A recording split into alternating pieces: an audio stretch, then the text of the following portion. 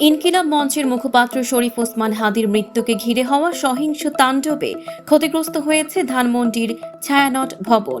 ছায়ানট ভাঙচুরে শিল্পী সংস্কৃতি কর্মীদের মাঝে তৈরি হয়েছে গভীর উদ্বেগ। এর মধ্যে আছেন সঙ্গীত শিল্পী অর্ণব। ছায়ানট ভাঙচুরের জবাব তিনি দিতে চাইলেন ভোটের মাধ্যমে। শুক্রবার নিজের ফেসবুক পোস্টে অর্ণব লেখেন, সঙ্গীত শিল্পীদের সক্রিয়ভাবে অংশগ্রহণ করতে হবে এবং ভোট দিতে হবে। তার ভাষায়, ভোট দেয়াই এখন পাল্টা লড়াইয়ের একমাত্র পথ।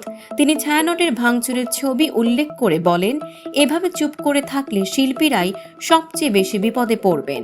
ভাঙচুরের চিত্রে দেখা যায় ছায়ানটে তানপুরা ভেঙে দুই টুকরো করা হয়েছে।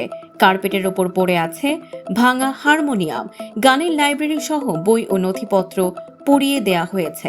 ভাঙচুর করা হয়েছে চেয়ার টেবিলও। উল্লেখ্য, বৃহস্পতিবার সিঙ্গাপুরে চিকিৎসাধীন অবস্থায় ওসমান হাদির মৃত্যুর খবর ছড়িয়ে পড়লে রাস্তায় নেমে আসেন হাজারো মানুষ।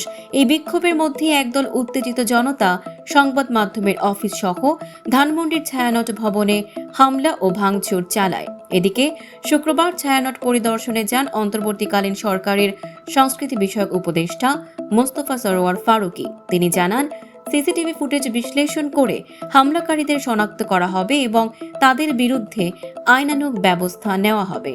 দর্শক, সাম্প্রতিক ও চমকপ্রদ সব খবর পেতে ফলো করুন আমাদের ফেসবুক পেজ CB24 টিভি এবং সাবস্ক্রাইব করুন ইউটিউব চ্যানেল CB24 অফিসিয়াল।